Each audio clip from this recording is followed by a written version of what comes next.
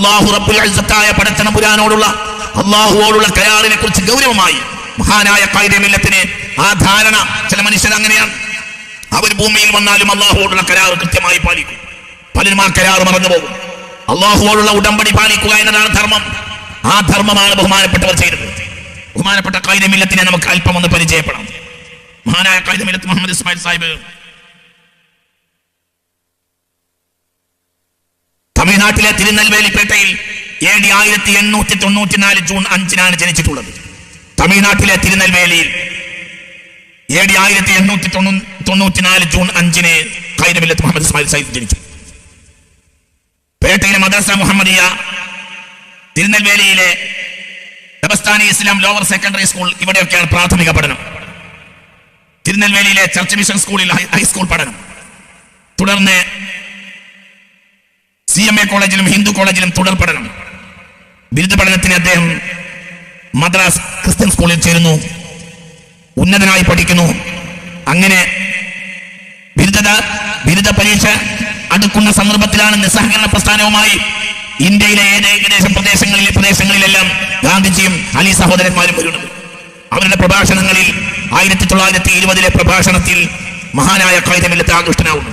അങ്ങനെ പരീക്ഷാ ഹാളിലേക്ക് പോകേണ്ട വിദ്യാർത്ഥി പരീക്ഷയും ബിരുദവും പഠിച്ചറിഞ്ഞ് രാജ്യത്തിന്റെ സ്വാതന്ത്ര്യത്തിന് വേണ്ടി ദേശീയ പ്രസ്ഥാനത്തിൽ ലയിക്കുന്നു. 1857 നടന്നിട്ടുള്ള ഒന്നാം സ്വാതന്ത്ര്യ സമരം എന്ന ശിപായി ലഹള മുതൽ ദുരന്തങ്ങളെ മാത്രം അഭിമുഖീകരിച്ച ഒരു ജനതയാണ് ഇന്ത്യൻ മുസ്ലിമീങ്ങൾ.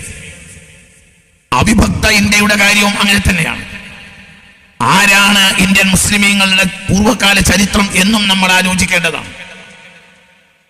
ഇന്ത്യയെ ലോകത്തിന്റെ മുന്നിൽ സമർപ്പിക്കുന്നതിന് പിന്നിൽ ഇന്ത്യയിലെ മുസ്ലിം നേതാക്കന്മാരും ഭരണാധികാരികളും ചെയ്തിട്ടുള്ള സേവനം നിസ്തുല്യമാണ്. അതൊരു ചരിത്ര വിദ്യാർത്ഥിക്ക് വ്യക്തമായി അറിയുന്ന യാഥാർത്ഥ്യമാണ്. എത്ര വലിയ വർഗീയത കണ്ണിൽ കയറിയാലും അതൊന്നും ഇല്ലാതെയാനോ അത് മായ്ച്ചു കളയാനോ അതിനെക്കുറിച്ച് നിസ്സംഗനാവാനോ അതിനെ പുറംതിരിഞ്ഞ് കളയാനോ കാര്യങ്ങൾ പഠിച്ചെടുക്കുന്ന ആളുകൾക്ക് സാധ്യമല്ല. അങ്ങനെയുള്ള പൂർവകാല ചരിത്രമുള്ള രാജ്യത്തെ ലോകത്തിന് മുന്നിൽ ഉയർത്തിവെച്ച ആസാൻ നഹീം മിഠാന നാമോ നിഷാൻ ഹമാര എന്ന് പറയുന്നുണ്ട് അല്ലാമ മുഹമ്മദ് ഇഖ്ബാൽ. മുസ്ലിം സമുദായത്തെ സംബന്ധിച്ചിടത്തോളം അതിന്റെ നാമവും അടയാളങ്ങളുമൊന്നും ഇവിടെ പെട്ടെന്ന് ആർക്കും മായ്ച്ചു കളയാൻ കഴിയാത്ത വിധത്തിൽ ഹിമാലയം മുതൽ കന്യാകുമാരി വരെ നീണ്ടുകിടക്കുന്ന ഈ പ്രവിശാലമായ രാജ്യത്ത് അതിന്റെ ഓരോ ചരിത്ര ഘട്ടങ്ങളിലും മുസ്ലിം സമുദായം ചെയ്തിട്ടുള്ള സേവനം, നിസ്തുല്യ സേവനങ്ങൾ അടയാളപ്പെട്ട് കിടക്കുന്നുണ്ട്. അങ്ങനെയുള്ള ഒരു സമുദായമാണ് ഒന്നാം ലോക മഹായുദ്ധത്തിൽ, ഒന്നാം സ്വാതന്ത്ര്യ സമരത്തിൽ AD 1857 ശിപ്പായി ലഹള എന്ന വിളിക്കപ്പെടുന്ന ഒന്നാം സ്വാതന്ത്ര്യ സമരം മുതൽ മുസ്ലിമീങ്ങളെ സംബന്ധിച്ചിടത്തോളം അവർക്ക് ശക്തമായൊരു ഭരണഘടനയുണ്ട്. വിശുദ്ധ ഖുർആൻ മനുഷ്യനോട് ആത്മാർത്ഥത മാത്രമാണ് കൽപ്പിക്കുന്നത്. ഖുർആൻ ഏറ്റവും വിമർശിച്ചിട്ടുള്ളത് കാപ്പട്യത്തെയാണ്. സത്യനിഷേധത്തെ വിമർശിച്ചതിനേക്കാൾ കൂടുതൽ കാപ്പട്യത്തെ വിമർശിച്ചിട്ടുണ്ട്. കാപ്പട്യം പോലെ ഖുർആൻ വിമർശിച്ച ഒരു കാര്യമില്ല. അതുകൊണ്ടായിരിക്കും ഒരു കാലത്ത് മുസ്ലിമീങ്ങൾക്ക് കപടന്മാരാകാൻ കഴിയാത്തത്. അവർ ഏത് കാര്യത്തിലും ആത്മാർത്ഥത പുലർത്തുന്നവരായിരിക്കും. ഈ ആത്മാർത്ഥതയാണ് എല്ലാ ദുരന്തങ്ങളും മുസ്ലിമീങ്ങൾക്ക് കൊണ്ടുവന്നു തന്നതും. ബ്രിട്ടീഷുകാർക്കെതിരെ ആത്മാർത്ഥമായി അടരാടി അത് അടിസ്ഥാനപരമായി മഹാനായ ഗാന്ധിജിയെ പോലെയുള്ള വലിയ മനുഷ്യർ രാജ്യത്തിന്റെ സ്വാതന്ത്ര്യത്തിന് വേണ്ടിയുള്ള അധ്വാനങ്ങളെ ഏറ്റെടുക്കുന്നതിന് മുമ്പെയാണ് ഒന്നാം സ്വാതന്ത്ര്യ സമരം എന്ന ശിപ്പായി ലഹള തുടങ്ങുന്നത്. അവിടെ മുതൽ 920-21 കാലത്തെ നിസ്സഹകരണ പ്രസ്ഥാനം, അതിനോടനുബന്ധിച്ച് വന്ന ഖിലാഫത്ത് പ്രസ്ഥാനം, ഇവിടെയെല്ലാം മുസ്ലിമീങ്ങൾ കാണിച്ചിട്ടുള്ളത് വല്ലാത്ത ആത്മാർത്ഥതയാണ്. ചരിത്രം വളരെ വ്യക്തമായി അത് രേഖപ്പെടുത്തിയിട്ടുണ്ട്. അങ്ങനെ വരുമ്പോൾ വിദേശികളെ സംബന്ധിച്ചിടത്തോളം ഏറ്റവും വലിയ കണ്ണിലെ കരടായിരുന്നു സത്യത്തിൽ മുസ്ലിം സമുദായം. എന്തുകൊണ്ടെന്നാൽ ആത്മാർത്ഥതയുള്ള ഒരു സമൂഹത്തെ അവരുടെ അവകാശങ്ങൾ നേടിയെടുക്കാനും അവർ യാഥാർത്ഥ്യ ബോധത്തോടുകൂടെ അവരുടെ അവകാശത്തിന് വേണ്ടിയും അവരുടെ സ്വത്വത്തിന് വേണ്ടിയും രാജ്യത്തിന്റെ സ്വത്വത്തിന് വേണ്ടിയും ആത്മാർത്ഥമായി സമർപ്പിക്കുന്നവരാണെന്ന് എതിരായ ഒരു വിദേശ ശക്തി, ഒരു രാജ്യത്ത് വന്നിട്ടുള്ള വിദേശ ശക്തി മനസ്സിലാക്കുമ്പോൾ ഈ രാജ്യത്ത് ഞങ്ങൾക്ക് നിലനിൽക്കണമെങ്കിൽ ഈ സമൂഹത്തിന്റെ വേരെറുക്കണമെന്ന് സ്വാഭാവികമായും അവർ ചിന്തിക്കും. ഒന്നാം സ്വാതന്ത്ര്യ സമരമാകുന്ന ശിപ്പായി ലഹള മുതൽ 1947 ആഗസ്റ്റ് 14 അർദ്ധരാത്രി വരെ ഇത് നമുക്ക് വ്യക്തമായി കാണാം. ബ്രിട്ടീഷുകാർ ചെയ്തിട്ടുള്ളത് പിന്നീടും അത് വളരെ വലിയ ഒരു സത്യവും യാഥാർത്ഥ്യവുമാണ്. എന്തുകൊണ്ടെന്നാൽ മുസ്ലിം സമുദായത്തെ, അവരുടെ സമരത്തെ നിസ്സാരവൽക്കരിക്കാൻ ബ്രിട്ടീഷുകാർക്ക് കഴിയുമായിരുന്നില്ല. അതുകൊണ്ട് തന്നെ എന്തുണ്ടായി? രാജ്യത്തിന്റെ A to Z രംഗങ്ങളിൽ ബ്രിട്ടീഷുകാരുടെ കാലത്ത് തന്നെ മുസ്ലിമീങ്ങൾ തടയപ്പെട്ടു. അപൂർവമായി വന്ന ചില കപടന്മാർക്ക് മാത്രമാണ് മുസ്ലിം സമുദായത്തിൽ ബ്രിട്ടീഷുകാർ എന്തെങ്കിലും ഒരു സൗകര്യം ചെയ്തു കൊടുത്തിട്ടുള്ളത്. മാത്രമല്ല, അവരെ അമർച്ച ചെയ്യാൻ എല്ലാവിധ സൗകര്യങ്ങളും ചെയ്തു. നിങ്ങൾ ഗൗരവമായി ആലോചിക്കൂ. 1921 മലബാറിലെ ബ്രിട്ടീഷ് വിരുദ്ധ സമരത്തെ അമർച്ച ചെയ്യാൻ വേണ്ടി ബ്രിട്ടീഷുകാർ അവരുടെ പട്ടാളത്തിന്റെ ഇന്ത്യയിലുള്ള മൊത്തം, അവിഭക്ത ഇന്ത്യയിലുള്ള മൊത്തം പട്ടാളത്തിന്റെ 4/1 ഭാഗം കൊണ്ടോട്ടിയും മഞ്ചേരിയും പൂക്കോട്ടൂരും ഒക്കെ വിന്യസിപ്പിച്ചു എന്ന് പറയുമ്പോൾ അവർ ഈ സമുദായം വൈദേശിക ആധിപത്യത്തിനെതിരെ ചെയ്തിട്ടുള്ള സേവനവും അവരെ ഉശിരും ഊർജവും ആത്മാർത്ഥതയും എത്ര വലുതാണെന്ന് നിങ്ങൾ ചിന്തിക്കുക. അവിഭക്ത ഇന്ത്യയിൽ മൊത്തം ബ്രിട്ടീഷുകാർക്കുണ്ടായിരുന്ന അവരുടെ പട്ടാളത്തിന്റെ 4/1 ഭാഗമാണ് 1921 കാലഘട്ടങ്ങളിൽ കൊണ്ടോട്ടിയും പൂക്കോട്ടൂരും മഞ്ചേരിയും പാണ്ടിക്കാടും അരീക്കോടും എല്ലാം വിന്യസിപ്പിച്ചിട്ടുള്ളത്.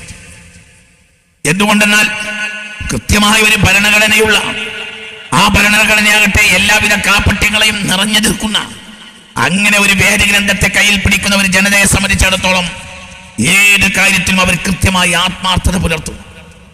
അത് ഇരുട്ടിന്റെ ശക്തികൾക്ക് പലപ്പോഴും നോക്കി നിൽക്കാൻ കഴിയില്ല. അതുകൊണ്ട് തന്നെ പൂർണ്ണമായി ബ്രിട്ടീഷുകാരുടെ കാലഘട്ടത്തിൽ മുസ്ലിം സമുദായം തടയപ്പെട്ടു. ബെല്ലാരിയിലേക്ക് നാടുകടത്തിയവർ, ജയിലിലടക്കാൻ കൊണ്ടുപോയവർ, അന്തമാനിലേക്ക് നാടുകടത്തിയവർ, ആസ്ട്രേലിയയിലേക്ക് നാടുകടത്തിയവർ, ബ്രിട്ടീഷുകാരുടെ തിരമാലയുടെ നടുവിലേക്ക് വലിച്ചെറിഞ്ഞവർ ബ്രിട്ടീഷുകാരുടെ കാലഘട്ടത്തിൽ ഏറ്റവും കൂടുതലുള്ളത് മുസ്ലിം സമുദായമാണ്. ഇതെല്ലാം ചരിത്രം പഠിക്കുന്ന വിദ്യാർത്ഥികൾക്ക് അറിയുന്ന സത്യമാണ്. ഇങ്ങനെയുള്ള ഒരു സാഹചര്യം, പ്രത്യേകിച്ച് ഈ ആത്മാർത്ഥതയിൽ നിന്ന് മുസ്ലിം സമുദായം വളരെ കൂടുതൽ കഷ്ടത അനുഭവിച്ചു. 1920 ഗാന്ധിജിയും മൗലാന ഷൗക്കത്ത് അലിയും മലബാർ സന്ദർശിക്കുന്നുണ്ട്. എന്തായിരുന്നു അതിന്റെ പ്രധാനപ്പെട്ട ലക്ഷ്യം? നിസ്സഹകരണ പ്രസ്ഥാനത്തിൽ മലബാറിനെ സഹകരിപ്പിക്കുക. മലബാർ അതിൽ സഹകരിച്ചു. അത് വളരെ ആത്മാർത്ഥമായ സഹകരണമായിരുന്നു. ആ സഹകരണത്തിന്റെ തുടക്കത്തിൽ നിസ്സഹകരണ പ്രസ്ഥാനത്തോട് മലബാറിലെ മുസ്ലിമീങ്ങൾ കാണിച്ച ആത്മാർത്ഥത, അതിശക്തമായ അവരുടെ ആത്മാർത്ഥതയിൽ ആദ്യ കാലഘട്ടത്തിൽ ദേശീയ പ്രസ്ഥാനമായ കോൺഗ്രസിന് പിന്തുണ കൊടുത്തെങ്കിലും പിന്നീട് ബ്രിട്ടീഷുകാരുടെ വീറും വാശിയും എതിർപ്പും ശക്തമായ സാഹചര്യത്തിൽ അവർ പുറകോട്ട് പോവുകയാണ് ചെയ്തിട്ടുള്ളത്. അങ്ങനെ സ്വാഭാവികമായും മുസ്ലിം സമുദായം തഴയപ്പെട്ടു. നേതൃത്വം ഏറ്റെടുക്കാൻ മലബാറിൽ ആളില്ലാതെയായി. വളരെ പ്രയാസം അനുഭവിച്ചു. സർവേന്ത്യ മുസ്ലിം ലീഗിന്റെ നേതാക്കന്മാരായി അറിയപ്പെട്ട ആളുകളെ എല്ലാം ജയിലിലടച്ചു. വളരെ വലിയ ബുദ്ധിമുട്ട് മുസ്ലിം സമുദായം അനുഭവിച്ചു. ഈ ഒരു പ്രതിസന്ധി നിലനിന്നുകൊണ്ടിരിക്കുന്ന സാഹചര്യത്തിലാണ് 1947 വിഭജനത്തോടെ രാജ്യത്തിന് സ്വാതന്ത്ര്യം ലഭിക്കുന്നത്. ഈ വിഭജനത്തിന്റെ സാഹചര്യവും നമ്മൾ ഗൗരവമായി മനസ്സിലാക്കണം. വിഭജനത്തെ ഗൗരവമായി പഠിക്കാൻ വിദ്യാർത്ഥികൾ തയ്യാറാകണം. ഏതെങ്കിലും ഒരു വിഭാഗമല്ല സത്യത്തിൽ വിഭജനത്തിന്റെ കാരണക്കാർ എന്നത് വ്യക്തമായി ചരിത്രം പഠിച്ചാൽ, ആത്മാർത്ഥമായി ചരിത്രം പഠിച്ചാൽ ആർക്കും മനസ്സിലാവും. അത് മുസ്ലിം സമുദായത്തിന്റെ തലയിൽ കെട്ടിവെക്കാൻ പലരും ചരിത്രത്തിൽ ശ്രമം നടത്തിയിട്ടുണ്ട്. കോൺഗ്രസ് അടക്കമുള്ള ദേശീയ പ്രസ്ഥാനങ്ങൾക്ക് ചില വേള അത് ആവശ്യമായിരുന്നു രാജ്യത്ത് പിടിച്ചു നിൽക്കാൻ. പക്ഷേ വിഭജനത്തിന്റെ പിന്നിൽ പ്രധാനപ്പെട്ട ഉത്തരവാദിത്വം കോൺഗ്രസ് ഏറ്റെടുക്കുകയല്ലാതെ നിർവാഹമില്ല. പക്ഷെ എന്താണ് ഉണ്ടായത്? വിഭജനത്തോടുകൂടെ ഉന്നതരായ സർവേന്ത്യ മുസ്ലിം ലീഗിന്റെ നേതാക്കന്മാർ അവർക്കൊരു രാജ്യം വാങ്ങി പാകിസ്ഥാനിലേക്ക് പോയി. അങ്ങനെ പാകിസ്ഥാനിലേക്ക് സമുന്നതരായ കരുത്തുറ്റ ഉന്നതന്മാരായ മുസ്ലിം നേതാക്കന്മാർ പോയപ്പോൾ ഇവിടെ മുസ്ലിം സമുദായത്തിന്റെ മേൽ എന്താണ് നടന്നത് എന്ന ചരിത്ര സത്യത്തെ മറച്ചുവെച്ച് ഒരു സമുദായത്തിന്റെ മേൽ കെട്ടിവെക്കുക എന്നത് വളരെ എളുപ്പമായിരുന്നു. അതിലെല്ലാവരും ഉണ്ടായിരുന്നു. ഒരു വേള മഹാനായ പണ്ഡിറ്റ് ജി പോലും ചില ആളുകളുടെ താല്പര്യങ്ങൾക്ക് വശംവദനായി ചില പ്രഭാഷണങ്ങളെല്ലാം അദ്ദേഹം അതിന്റെ പേരിൽ നടത്തിയതായി ചരിത്രത്തിൽ കാണുന്നുണ്ട്. എന്നാൽ അത് അദ്ദേഹത്തിന് പോലും യഥാർത്ഥ അഭിപ്രായമില്ലാത്ത കാര്യമായിരുന്നു എന്ന് തുടർന്നുള്ള അദ്ദേഹത്തിന്റെ ചില ലേഖനങ്ങളും പ്രസ്താവനകളും അദ്ദേഹത്തിന്റെ പ്രഭാഷണങ്ങളും എല്ലാം വിലയിരുത്തുമ്പോൾ നമുക്ക് മനസ്സിലാക്കാൻ കഴിയുന്നുണ്ട്. ആ സാഹചര്യത്തിലാണ് 4.5 കോടി ജനങ്ങൾ ഇന്ത്യയിൽ അവശേഷിച്ച 4.5 കോടി ഇന്ത്യൻ മുസ്ലിമീങ്ങൾ. അവരെ ഇനി എന്ത് ചെയ്യുമെന്ന് പറയാൻ ഇന്ത്യയിൽ ഒരു മുസ്ലിം നേതാവ് ഉണ്ടായിരുന്നില്ല. അവിടെയാണ് നാം മഹാനായ ഖായിദ മില്ലത്തിനെ വഹിക്കേണ്ടത്. ഞാനിവിടെ ഗൗരവമായി പറയുന്ന ഞാൻ രാഷ്ട്രീയ പ്രഭാഷകനല്ല. പക്ഷേ ഇതിന്റെ ആത്മാർത്ഥതയും ഇതിന്റെ അതിമഹത്തായ ചരിത്ര സത്യങ്ങളും വസ്തുതയും കണ്ടപ്പോൾ ഇത് പറയുക എന്നത് ഒരു ബാധ്യതയായി ഞാൻ ഏറ്റെടുക്കുകയാണ് ചെയ്തിട്ടുള്ളത്. ഞാൻ രാഷ്ട്രീയ പ്രഭാഷകനല്ല എന്നത് നിങ്ങൾക്കറിയുന്ന സത്യമാണ്, യാഥാർത്ഥ്യമാണ്. ഞാൻ നിഷ്പക്ഷമായി ഈ വസ്തുതയെ വിലയിരുത്തുകയാണ്.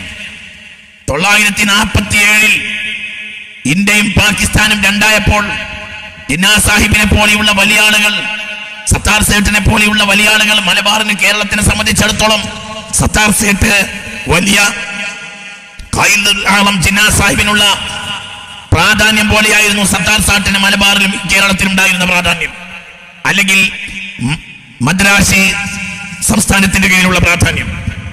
അദ്ദേഹം അടക്കം പാകിസ്ഥാനിലേക്ക് പോയി. സ്വാഭാവികമായും ആളില്ലാതെ വന്നു. ഇന്ത്യ രാജ്യത്തെ മുസ്ലിമീങ്ങളെ ഏറ്റെടുക്കാൻ ആളില്ലാതെയായി. ആ സാഹചര്യത്തിൽ നടന്നിട്ടുള്ള ചില സത്യങ്ങളെ നമ്മൾ മനസ്സിലാക്കണം.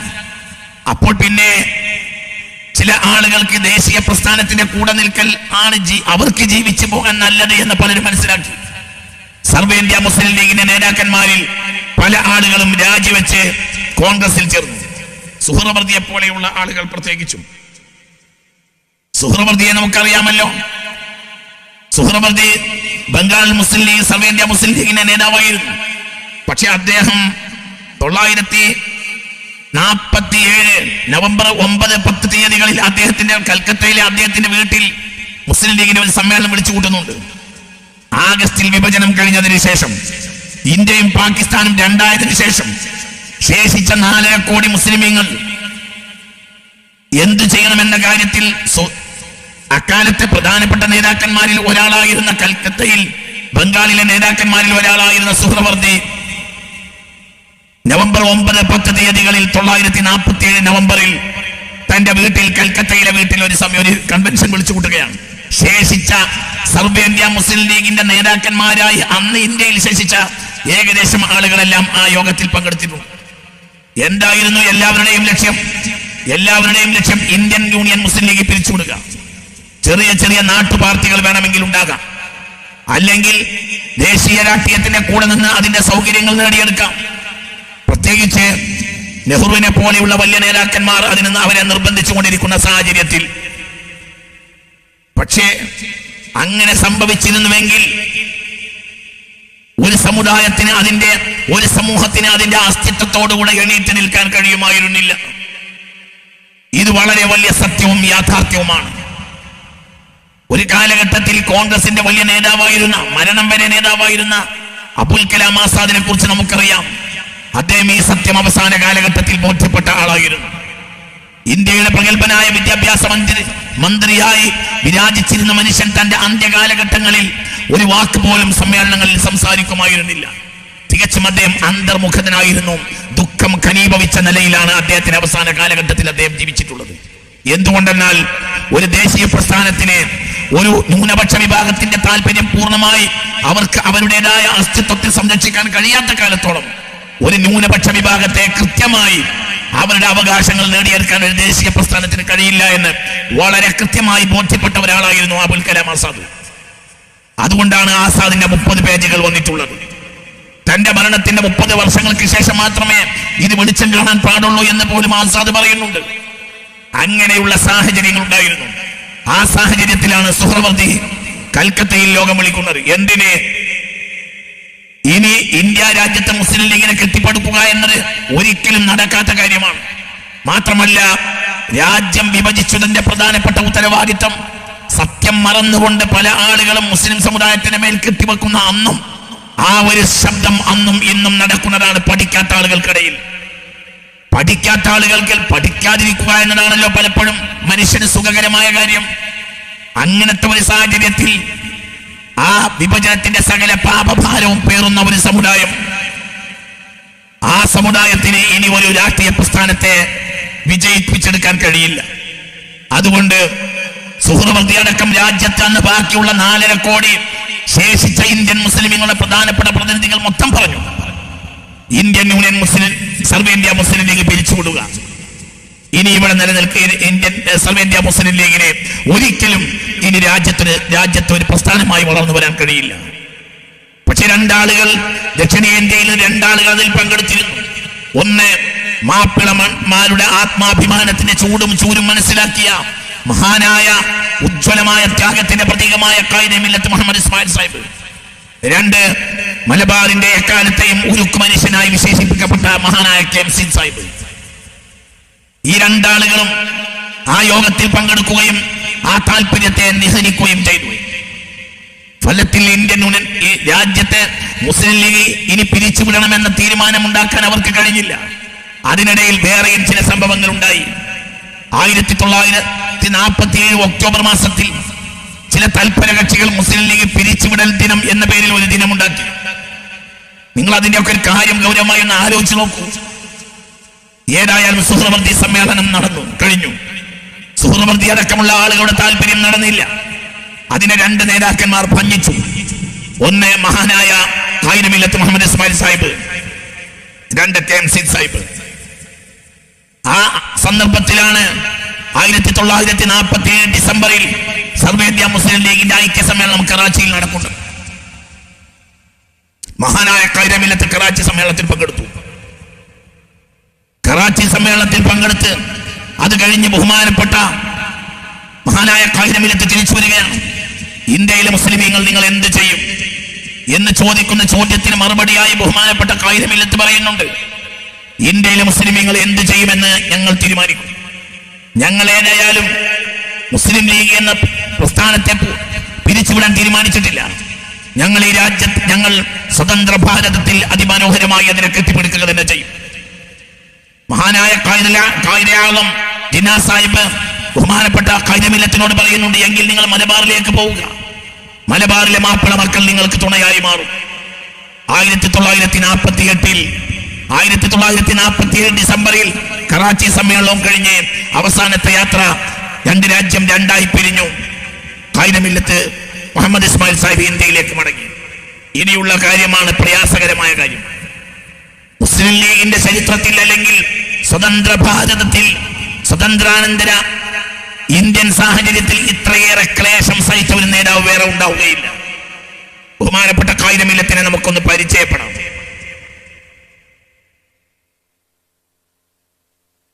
ഈ സന്ദർഭത്തിൽ ഖായിദെ മില്ലത്ത് മുഹമ്മദ് ഇസ്മായിൽ സാഹിബ് പ്രസംഗിച്ച ഒരു പ്രസംഗം, അദ്ദേഹത്തിന്റെ ഒരു പ്രഭാഷണത്തിന്റെ അല്പഭാഗം ഞാൻ അദ്ദേഹത്തിന്റെ മനക്കരുത്ത്, എല്ലാവരുമെതിരെ മുസ്ലിം ലീഗ് വീണ്ടും രാജ്യത്തുണ്ടാക്കുന്നതിന് എല്ലാവരുമെതിരെ, നെഹ്റുവിനെതിരെ, മൗണ്ട് ബാറ്റൻ പ്രഭുവിനെതിരെ, എല്ലാവരുമെതിരെ, ആ ഒരു സാഹചര്യത്തിൽ ഒരു സമുദായത്തിന്റെ അസ്തിത്വം നിലനിൽക്കുന്നതിന് വേണ്ടി എന്തെങ്കിലും ഒന്ന് ചെയ്തേ മതിയാകൂ എന്ന ദൃഢനിശ്ചയത്തോടുകൂടെ മഹാനായ ഖായിദെ മില്ലത്ത് പറയുന്ന വാക്കുകൾ നിങ്ങൾ ആ മഹാമനീഷിയെ അദ്ദേഹത്തിന്റെ കൃത്യമായ അദ്ദേഹത്തിന്റെ കൃത്യമായ ആദർശ ശക്തിയെക്കുറിച്ച് നമുക്ക് ഗൗരവമായി ഒന്ന് പരിചയപ്പെടാം. ഇന്ത്യ വിഭജനത്തിന്റെ പാപഭാരം മുസ്ലിം ലീഗ് പിരിച്ചുവിടണമെന്ന മുദ്രാവാക്യം വരെ കോൺഗ്രസുകാർ മുഴക്കി. ആ പ്രതിസന്ധി വേളയിൽ ദിഗന്ധങ്ങൾ വേദിക്കുമാർ ഉച്ചത്തിൽ മഹാനായ ഖായിദെ മില്ലത്ത് പ്രസംഗിച്ചു, മുസ്ലിം ലീഗ് എന്ന പ്രസ്ഥാനം പിരിച്ചുവിടാൻ ആർക്കും അധികാരമില്ല, അത് നിലനിൽക്കുക തന്നെ വേണം. മുസ്ലിം ലീഗ് പിരിച്ചുവിട്ടാൽ എന്താണ് അതുകൊണ്ട് അർത്ഥമാക്കുക? മുസ്ലിം ലീഗ് എന്തോ തെറ്റ് ചെയ്തിട്ടുണ്ടെന്നല്ലേ? തെറ്റിനുള്ള പ്രായശ്ചിത്തമായി പിരിച്ചുവിടലിനെ നിരീക്ഷകർ വിലയിരുത്തും. ഇന്ത്യൻ നാഷണൽ കോൺഗ്രസ് അംഗീകരിച്ചത് മൂലം മാത്രമാണ് മുസ്ലിം ലീഗ് വിഭജന കരാറിൽ ഒപ്പുവെച്ചിട്ടുള്ളത്. ഉടമ്പടിയിൽ ഒപ്പുവെച്ച ഒരു പാർട്ടിക്ക് ഭരണസാരഥ്യം വഹിക്കാം, അതിൽ ഒപ്പുവെച്ച മുസ്ലിം ലീഗ് മാത്രം പാപഭാരം പേറുകയും വേണം. ഇത് ന്യായമാണോ? സത്യം ഒരു നാൾ പുറത്തു വരും. മുസ്ലിം ലീഗ് സംഘടന പിരിച്ചുവിടാൻ പാടില്ല. മുസ്ലിം ലീഗ് പ്രസ്ഥാനം ഈ രാജ്യത്ത് നിലനിൽക്കുക തന്നെ ചെയ്യും. പിരിച്ചുവിടുമെന്ന് ആരും മോഹിക്കേണ്ട. ആ സംഘടനയോട് അനിഷ്ടമുള്ളവർക്ക് മറ്റു സംഘടനകളിലേക്ക് പോകാം. എന്നാൽ ഒരു കാര്യം ഉറപ്പിച്ചു പറയുന്നു, എല്ലാവരും മുസ്ലിം ലീഗ് വിട്ടുപോയാലും ഞാൻ ലീഗിൽ ഉറച്ചു തന്നെ നിൽക്കും. ലാഭത്തിന് വേണ്ടിയാണെന്ന് വിചാരിക്കേണ്ട, കുറച്ചു കഴിഞ്ഞാൽ നിങ്ങൾക്ക് മനസ്സിലാവും എന്തായിരുന്നു. ഇതൊക്കെ പറയുമ്പോൾ ഇന്നത്തെ സാഹചര്യത്തിൽ ഇന്ന് ഒരു പ്രഭാഷകനോ ഒരു നേതാവിനോ അത് പറയാം. എന്തുകൊണ്ട്? എല്ലാവരും പോയാൽ ലാഭം മുഴുവനും എനിക്കെടുക്കാമല്ലോ എന്ന ചിന്തയാണ് സ്വാഭാവികമായും ഇന്ന് വളർന്നു വരുന്ന ചിന്താഗതി. അന്ന് അങ്ങനെയല്ല. അന്നത്തെ സാഹചര്യം തീച്ചുളിയുടെ സാഹചര്യമാണ്. എല്ലാവർക്കും വേണമെങ്കിൽ എങ്ങോട്ട് പോയാലും 4.5 കോടി ജനങ്ങളുടെ അടിസ്ഥാന ആവശ്യങ്ങളെ ഭരണഘടന അനുശാസിക്കുന്ന യഥാർത്ഥ ധർമ്മത്തെ നേടിയെടുക്കാൻ വേണ്ടി അവരെ ഒരുമിച്ച് ചേർത്ത് നിന്ന് രാജ്യത്തിന്റെ പുരോഗതിക്കും മറ്റുള്ള സമൂഹത്തോടുള്ള സഹവർത്തിത്വത്തിനുമായി നിലനിർത്തി അതിന്റെ ആ മഹത്തായ പ്രസ്ഥാനത്തിന്റെ ഒരു ജനവിഭാഗത്തിന്റെ അസ്തിത്വം നിലനിർത്തുക തന്നെ ചെയ്യുമെന്ന് പറയുന്ന മനുഷ്യന്റെ ഊക്കും ഉശിരും എത്രയാണ് ഉണ്ടായിരിക്കുക. ഇന്ന ഇബ്രാഹിമ കാന ഉമ്മ എന്നൊരു പ്രയോഗമുണ്ട്, എന്നൊരു ആയത്തുണ്ട് പരിശുദ്ധ ഖുർആനിൽ. ആ ഇബ്രാഹിം അലൈഹിസ്സലാത്തു വസ്സലാമിന്റെ പുത്രനാണ് മഹാനായ അജയ്യനായ സയ്യിദുനാ ഇസ്മായിൽ. ആ പേര് ബഹുമാനപ്പെട്ട ഇസ്മായിൽ സാഹിബിന് അന്വർത്ഥമാണ്. മഹാനായ സയ്യിദുനാ ഇബ്രാഹിം അലൈഹിസ്സലാത്തു വസ്സലാമിനെ പറ്റി പറയുന്നുണ്ട്, ഇന്ന ഇബ്രാഹിമ കാന ഉമ്മ, ഇബ്രാഹിം തനിയെ ഒരു സമൂഹമായിരുന്നു. അതായത് ആരോരുമില്ലാത്ത സാഹചര്യത്തിൽ, അതാണ് മനുഷ്യന്റെ ധർമ്മം, അതാണ് മനുഷ്യന്റെ ഉത്തരവാദിത്വം. എല്ലാവരും ഒരുമിച്ച് കൂടിയിരിക്കുന്ന കൂട്ടത്തിൽ നിന്ന് കുഴക്കുക എന്നുള്ളതല്ല ഉത്തരവാദിത്വം. പ്രയാസകരമായ സാഹചര്യത്തിൽ ഒരു ധർമ്മത്തെയും നീതിയെയും നിലനിർത്തുക, എന്നിട്ട് ഉപ്പിനെ പോലെ താൻ ഒരുങ്ങി പോവുക, ഒന്നും നേടിയെടുക്കാതിരിക്കുക. കൊയ്ത്ത് തുടങ്ങുന്നതിന് മുമ്പ് ഒരു രംഗം വിട്ടു.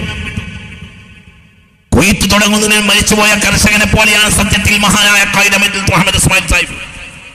കൃഷിപ്പണി എന്ന് പറഞ്ഞാൽ ഏറ്റവും പ്രയാസമുള്ള ഒരു സംഗതിയാണ്. സൂര്യന്റെ ചൂടിന്റെ മുകളിൽ കഷ്ടപ്പെട്ട് കൃഷിപ്പണി എടുത്തു. പക്ഷെ കൊയ്ത്താകുന്നതിന് മുമ്പ് അദ്ദേഹം പോയി കഴിഞ്ഞു. ഇതിന് അദ്ദേഹത്തിന് അറിയാമായിരുന്നു കൊയ്ത്തിനൊന്നും ഞാൻ ഉണ്ടാവില്ല. പക്ഷെ ഉജ്ജ്വലമായ ത്യാഗം കൊണ്ട് അദ്ദേഹത്തിന് അത് പറയാൻ കഴിഞ്ഞത് അദ്ദേഹത്തിന്റെ ഹൃദയത്തിൽ സൂക്ഷിച്ചിട്ടുള്ള അല്ലാഹു റബ്ബുൽ ഇസ്സത്തായ പടച്ചതമ്പുരാനോടുള്ള അല്ലാഹുവോടുള്ള കരാറിനെ കുറിച്ച് ഗൗരവമായി മഹാനായ ഖായിദ മില്ലത്തിന് ആ ധാരണ. ചില മനുഷ്യർ അങ്ങനെയാണ്, അവർ ഭൂമിയിൽ വന്നാലും അല്ലാഹുവോടുള്ള കരാറ് കൃത്യമായി പാലിക്കും. പലരും ആ കരാറ് മറന്നു പോകും. അല്ലാഹുവോടുള്ള ഉടമ്പടി പാലിക്കുക എന്നതാണ് ധർമ്മം. ആ ധർമ്മമാണ് ബഹുമാനപ്പെട്ടവർ ചെയ്തത്. ബഹുമാനപ്പെട്ട ഖായിദ മില്ലത്തിനെ നമുക്ക് അല്പം ഒന്ന് പരിചയപ്പെടാം. മഹാനായ ഖായിദ മില്ലത്ത് മുഹമ്മദ് ഇസ്മായിൽ സാഹിബ്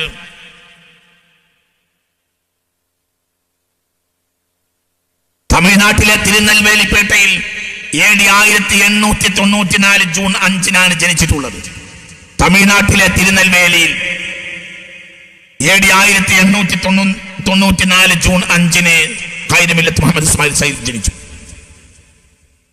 പേട്ടയിലെ മദ്രസ മുഹമ്മദിയ, തിരുനെൽവേലിയിലെ ദബസ്ഥാനി ഇസ്ലാം ലോവർ സെക്കൻഡറി സ്കൂൾ, ഇവിടെയൊക്കെയാണ് പ്രാഥമിക പഠനം. തിരുനെൽവേലിയിലെ ചർച്ച് മിഷൻ സ്കൂളിൽ ഹൈസ്കൂൾ പഠനം. തുടർന്ന് CMA കോളേജിലും ഹിന്ദു കോളേജിലും തുടർ പഠനം. ബിരുദ പഠനത്തിന് അദ്ദേഹം മദ്രാസ് ക്രിസ്ത്യൻ സ്കൂളിൽ ചേരുന്നു, ഉന്നതനായി പഠിക്കുന്നു. അങ്ങനെ ബിരുദ പരീക്ഷ അടുക്കുന്ന സന്ദർഭത്തിലാണ് നിസ്സഹകരണ പ്രസ്ഥാനവുമായി ഇന്ത്യയിലെ ഏകദേശം പ്രദേശങ്ങളിലെല്ലാം ഗാന്ധിജിയും അലി സഹോദരന്മാരും വരുന്നത്. അവരുടെ പ്രഭാഷണങ്ങളിൽ 1920 പ്രഭാഷണത്തിൽ മഹാനായ ഖായിദ മില്ലത്ത് ആകൃഷ്ടനാവുന്നു. അങ്ങനെ പരീക്ഷാ ഹാളിലേക്ക് പോകേണ്ട വിദ്യാർത്ഥി പരീക്ഷയും ബിരുദവും പഠിച്ചറിഞ്ഞ് രാജ്യത്തിന്റെ സ്വാതന്ത്ര്യത്തിന് വേണ്ടി ദേശീയ പ്രസ്ഥാനത്തിൽ ലയിക്കുന്നു. മൗലാന മുഹമ്മദ് അലി, മൗലാന ഷൗക്കത്ത് അലി അടക്കമുള്ള ആളുകളും ഗാന്ധിജിയും ആ കാലഘട്ടത്തിൽ ദക്ഷിണേന്ത്യയിൽ വിശേഷിച്ചും ബഹുമാനപ്പെട്ട മഹാനായ ഖായിദ മില്ലത്ത് മുഹമ്മദ് ഇസ്മായിൽ സാഹിബ് ഈ പ്രഭാഷണങ്ങളിൽ ആകൃഷ്ടനായി 1920 ബിരുദ പരീക്ഷയ്ക്ക് വേണ്ടി ഒരുങ്ങി നിൽക്കുന്ന സാഹചര്യത്തിലാണ് എല്ലാം ഉപേക്ഷിച്ച് ബഹുമാനപ്പെട്ട മഹാനായ ഖായിദ മില്ലത്ത് എല്ലാം ഒഴിവാക്കി ബഹുമാനപ്പെട്ട ഖായിദ മില്ലത്ത് ദേശീയ പ്രസ്ഥാനത്തിൽ വരുന്നത്. നീ അദ്ദേഹത്തിന്റെ ജീവചരിത്രം കൂടെ അല്പം പറയാം. അദ്ദേഹം 1900 ദേശീയ പ്രസ്ഥാനത്തിൽ രാജ്യത്തിന്റെ സ്വാതന്ത്ര്യത്തിന് വേണ്ടി സമരം ചെയ്തുകൊണ്ടിരിക്കവേ തന്നെ 1922 ജമാൽ മുഹീദ്ദീൻ എന്നൊരു കമ്പനി ഉണ്ടായിരുന്നു മദ്രാസിൽ. ആ കമ്പനിയിൽ ജോലിക്കാരനായി ചേർന്നു. ജമാൽ മൊഹീദ്ദീൻ കമ്പനി എന്നത് അക്കാലത്ത് ഇന്ത്യയിലെ പ്രധാനപ്പെട്ട കമ്പനിയാണ്. തോൽ വ്യവസായമാണ്. ലോകത്തിന്റെ നാനാഭാഗത്തേക്കും തോൽ കയറ്റിറക്കയക്കുന്ന ഒരു കമ്പനിയായിരുന്നു അത്. കോടാനക്കോടിയുടെ ആസ്തി ആ കമ്പനിക്ക് ആ കാലഘട്ടത്തിൽ ഉണ്ടായിരുന്നു. 922 അവിടെ ജോലിക്കാരനായി ബഹുമാനപ്പെട്ട ഖായിദ മില്ലത്ത്. അദ്ദേഹത്തിന്റെ ഔത്സുക്യം, അദ്ദേഹത്തിന്റെ ആത്മാർത്ഥത, അദ്ദേഹത്തിന്റെ നിരീക്ഷണ പാഠവം, കഴിവ്, ഇതെല്ലാം ഒത്തിണങ്ങി അദ്ദേഹം ഉയരങ്ങളിലേക്ക് കയറിപ്പോയി. ചില്ലറക്കാലം കൊണ്ട് ആ കമ്പനിയുടെ മാനേജറായി മാറി ബഹുമാനപ്പെട്ട ഖായിദ മില്ലത്ത്. എന്ന് മാത്രമല്ല, ജമാൽ മൊഹീദ്ദീൻ കമ്പനിയുടെ MD ആയ ജമാൽ മൊഹീദ്ദീൻ എന്ന അദ്ദേഹത്തിന്റെ ധനാഢ്യന്റെ പേരമകളായ പൗത്രിയായ ജമാൽ ഹമീദ ബീവിയെ 1922 മഹാനായ ഖായിദ മില്ലത്ത് മുഹമ്മദ് ഇസ്മായിൽ സാഹിബ് വിവാഹം ചെയ്തു. അപ്പോൾ സ്വാഭാവികമായും ഒന്ന് കമ്പനിയുടെ പാർട്ണർ, മാനേജർ, എല്ലാവർക്കും ഇഷ്ടപ്പെട്ട ആള്, കോടീശ്വരൻ, മഹാകോടീശ്വരൻ, എല്ലാ നിലയിലും ബഹുമാനപ്പെട്ട നിറഞ്ഞു നിൽക്കുന്ന ഒരു സാഹചര്യമായിരുന്നു ബഹുമാനപ്പെട്ട ഖായിദ മില്ലത്തിന് ആ സാഹചര്യത്തിൽ ഉണ്ടായിരുന്നത്. നിങ്ങൾ ചിന്തിക്കും, ജമാൽ മൊഹീദ്ദീൻ കമ്പനിയെ കുറിച്ച് അല്പഭാഗം ഞാൻ പറയാം. ഈ സന്ദർഭത്തിൽ ദേശീയ പ്രസ്ഥാനത്തിന് വേണ്ടി, സ്വാതന്ത്ര്യ സമര പ്രസ്ഥാനത്തിന് വേണ്ടി ദാനം ചെയ്യണമെന്ന് പറഞ്ഞ് പ്രധാനപ്പെട്ട കമ്പനികളെയെല്ലാം മൗലാന മുഹമ്മദ് അലി ഷൗക്കത്ത് അലി സഹോദരന്മാരും ഗാന്ധിജിയും സമീപിച്ചിരുന്നു. ജമാൽ മൊഹീദ്ദീൻ കമ്പനിയിലെത്തിയപ്പോൾ ബ്ലാങ്ക് ചെക്ക് കൊടുത്തു ഗാന്ധിജിയുടെ മുന്നിൽ. ബ്ലാങ്ക് ചെക്ക് കിട്ടിയപ്പോൾ അത്ഭുതപ്പെട്ടു പോയി. ഗാന്ധിജിയെ സംബന്ധിച്ചിടത്തോളം ഏറ്റവും വലിയ സഹായിയാണ് ബിർള പോലും കൊടുക്കാത്തതാണ് സത്യത്തിൽ ജമാൽ മൊഹീദ്ദീൻ കമ്പനി ഗാന്ധിജിക്ക് കൊടുത്തത്. എത്ര വേണമെങ്കിലും അങ്ങേക്ക് എഴുതാമെന്ന് മഹാത്മജിയോട് പറഞ്ഞു. അദ്ദേഹം അതിൽ 1 ലക്ഷം രൂപ എഴുതിയെടുത്തു. അക്കാലത്തെ 1920 കാലഘട്ടത്തിലെ 1 ലക്ഷം രൂപ. അക്കാലത്തെ 5 രൂപക്ക് 1 ഏക്കർ ഭൂമി കിട്ടുന്ന കാലത്ത് കേവലം 5 രൂപക്ക് മദ്രാസിൽ 1 ഏക്കർ ഭൂമി കിട്ടുന്ന കാലത്താണ് ഈ കമ്പനി 1 ലക്ഷം രൂപ ഗാന്ധിജിക്ക് കൊടുക്കുന്നത്. 5 രൂപക്ക് മദ്രാസി പട്ടണത്തിൽ എവിടെയും കേവലം 5 രൂപക്ക് 1 ഏക്കർ ഭൂമി കിട്ടിയിരുന്ന കാലത്ത് 1920-കളിൽ രൂപ മനുഷ്യർ കണി കാണാത്ത കാലത്ത്, മുക്കാലും ഓട്ടമുക്കാലും ഉപയോഗിച്ചിരുന്ന കാലത്ത്, ആ കാലത്താണ് ഗാന്ധിജിക്ക് ദേശീയ പ്രസ്ഥാനത്തിനും ബ്രിട്ടീഷുകാർക്ക് എതിരെയുള്ള സമര മുന്നണിക്കുമായി 1 ലക്ഷം രൂപ ഗാന്ധിജി എഴുതിയെടുത്തു. ബ്ലാങ്ക് ചെക്ക കൊടുത്തത് എത്ര വേണമെങ്കിലും ഗാന്ധിജിക്ക് എഴുതാം. ഇതാണ് ജമാൽ മൊഹീദ്ദീൻ കമ്പനി. ഈ ജമാൽ മൊഹീദ്ദീൻ കമ്പനിയുടെ എല്ലാമെല്ലാമായി വളർന്നു മഹാനായ ഖായിദ മില്ലത്ത് മുഹമ്മദ് ഇസ്മായിൽ സാഹിബ്. ആ ജമാൽ ഹമീദ ബീവിയും ബഹുമാനപ്പെട്ട ഖായിദ മില്ലത്തും പിന്നെ അവസാനം വളരെ മദ്രാസിന്റെ ഓരത്തുള്ള ഒരു ചെറിയ ചെറ്റിക്കുടിൽ ഒരു ചെറിയ വീട്ടിലായിരുന്നു അവസാന കാലം താമസിച്ചിരുന്നത്. എന്താ സംഭവിച്ചത്? സകലം സമുദായത്തിന് നൽകി, രാജ്യത്തിന് വേണ്ടി സമർപ്പിച്ചു. ദേശീയ പ്രസ്ഥാനം ഇന്ത്യക്ക് വേണ്ടിയുള്ള സ്വാതന്ത്ര്യത്തിൽ പങ്കാളിയായി. മാത്രമല്ല, ഒരു സമുദായത്തെ കെട്ടിപ്പടുക്കുന്നതിൽ ആഹോരാത്രം അധ്വാനിച്ചു. ബഹുമാനപ്പെട്ട ഖായിദ മില്ലത്ത് എല്ലാം ചെയ്തു. എല്ലാം അതിനുവേണ്ടി തന്റെ ഏറ്റവും വലിയ ജീവിതത്തിന്റെ മാർഗമായ കമ്പനിയിൽ പോലും കാര്യമായി ശ്രദ്ധിക്കാൻ പിൽക്കാലഘട്ടത്തിൽ ഖായിദ മില്ലത്തിന് കഴിയുന്നില്ല. എന്തുകൊണ്ട് കഴിയാതെ പോകാൻ പ്രധാനപ്പെട്ട കാരണം അദ്ദേഹത്തിന്റെ ആത്മാർത്ഥമായ സമുദായ സേവനം. അങ്ങനെ കമ്പനി ക്ഷയിച്ചു. പിൽക്കാലഘട്ടത്തിൽ ജമാൽ മൊഹീദ്ദീൻ കമ്പനി പൂട്ടേണ്ടി വന്നു. ജമാൽ മൊഹീദ്ദീൻ കമ്പനി പൂട്ടിയതിൽ പിന്നെ ചില ആളുകൾ, ഇതേപോലെ തോൽ വ്യവസായം നടത്തുന്ന ചില കമ്പനിക്കാർ മഹാനായ ഖായിദ മില്ലത്തിനെ ജോലിക്കാരനായി മാനേജറായി ക്ഷണിക്കുന്നുണ്ട്. കാറും ബംഗ്ലാവും വലിയ ശമ്പളവും തരാമെന്ന് പറഞ്ഞ് ആ ജോലിയെല്ലാം നിരസിച്ചു. എന്തുകൊണ്ട്? അതിനൊന്നും പോകാവുന്ന ലോകത്തെ ഏറ്റവും പ്രധാനപ്പെട്ട, അക്കാലത്തെ ഏഷ്യയിലെ പ്രധാനപ്പെട്ട വ്യവസായമുള്ള ഒരു കമ്പനിയുടെ മാനേജറായി ജോലി ചെയ്തിരുന്നവരാണ്. കമ്പനി പൊളിഞ്ഞാൽ പോലും അദ്ദേഹത്തെ എല്ലാവർക്കും ആവശ്യമുണ്ടാകുമല്ലോ. കാരണം അദ്ദേഹം അത്ര കണ്ണിങ് ആയ ഒരാളായിരിക്കും. മാത്രമല്ല, ലോകത്തെ വിവിധങ്ങളായ കമ്പനികളുമായി അദ്ദേഹത്തിന് ബന്ധമുണ്ടാവും. വലിയ ശമ്പളം കൊടുത്ത് കാറും ബംഗ്ലാവും കൊടുത്ത് ഖായിദ മില്ലത്തിനെ ക്ഷണിക്കുകയാണ്. അദ്ദേഹത്തിന് അതിലൊന്നും താല്പര്യമുണ്ടായിരുന്നില്ല. അദ്ദേഹം അള്ളാഹുവോടുള്ള കരാറ് പാലിക്കാൻ വേണ്ടി ഓടി നടന്നു. രാഷ്ട്രീയം എന്ന് പറഞ്ഞാൽ നേടിയെടുക്കാൻ വേണ്ടി മാത്രമുള്ളത് എന്നാണ് ഇന്നത്തെ വ്യാഖ്യാനം. ഇന്ന് പലരും അങ്ങനെ ധരിക്കുന്നു, അല്ലെങ്കിൽ നിലവിലുള്ള സാഹചര്യം നമ്മെ അങ്ങനെ ധരിപ്പിക്കുന്നു. ഇവിടെയൊക്കെയാണ് മഹാനായ ഖാഇദ മില്ലത്തിന്റെ പ്രസക്തി എന്ന് ഗൗരവമായി നമ്മൾ ചിന്തിക്കണം. 1948 ഇന്ത്യൻ യൂണിയൻ മുസ്ലിം ലീഗ് എന്ന പേരിൽ സൗത്ത് ഇന്ത്യ മുസ്ലിം ലീഗിന് പകരം ഇന്ത്യൻ യൂണിയൻ മുസ്ലിം ലീഗ് ഉണ്ടാക്കാൻ തീരുമാനിച്ചു. രാജാജി ഹാളിൽ മദ്രാസിൽ പല ആളും അതിനുവേണ്ടി ഒരു യോഗം കൂടാൻ ആവശ്യപ്പെട്ടതും കിട്ടിയില്ല. സർക്കാരിന്റെ അധീനതയുള്ള രാജാജി ഹാൾ സർക്കാർ അനുവദിച്ചു. ചോദിച്ചപ്പോഴത്തിന് അനുവദിച്ചു. എന്തുകൊണ്ട്? അത് ആ യോഗത്തോടുകൂടെ മുസ്ലിമീങ്ങൾ തല്ലിപ്പിരിയും, സംഘടന തല്ലിപ്പിരിയും. യാതൊരു കാരണവശാലും അങ്ങനെ സംഘടന ഇന്ത്യ രാജ്യത്തുണ്ടാകാൻ പോകുന്ന ഇല്ല എന്നായിരുന്നു മദ്രാസ് സംസ്ഥാനത്തിന്റെ ആഭ്യന്തരമന്ത്രിയായിരുന്ന സുബ്ബരായനെ പോലെയുള്ള ആളുകളുടെ പോലും അഭിപ്രായം. പക്ഷെ അല്ലാഹു സുബ്ഹാനഹു വ തആല ആത്മാർത്ഥതയുള്ള ആളുകൾക്ക് അല്ലാഹു വിജയം നൽകും. 1948 മാർച്ച് 10 രാവിലെ 10 മണിക്ക് രാജാജി ഹാളിൽ യോഗം ചേർന്നു. വിശദമായ ചർച്ചകൾ നടന്നു. ഇന്ത്യൻ യൂണിയൻ മുസ്ലിം ലീഗിന്റെ രൂപീകരണത്തെ കുറിച്ച് ഗൗരവമായ ചർച്ചകൾ ഉണ്ടായി. ഈ ചർച്ചകളിൽ എല്ലാവരും പങ്കെടുത്തു. അവസാനം ഇന്ത്യൻ യൂണിയൻ മുസ്ലിം ലീഗ് എന്ന പേരിൽ സംഘടന നിലനിർത്താനും പുതിയ സംഘടന രൂപീകരിക്കാനും തീരുമാനമുണ്ടായി. അതിന്റെ ആദ്യത്തെ പ്രസിഡന്റും മരണം വരെയുള്ള പ്രസിഡന്റുമായിരുന്നു ബഹുമാനപ്പെട്ട മഹാനായ ഖാഇദ മില്ലത്ത് മുഹമ്മദ് ഇസ്മായിൽ സാഹിബ്.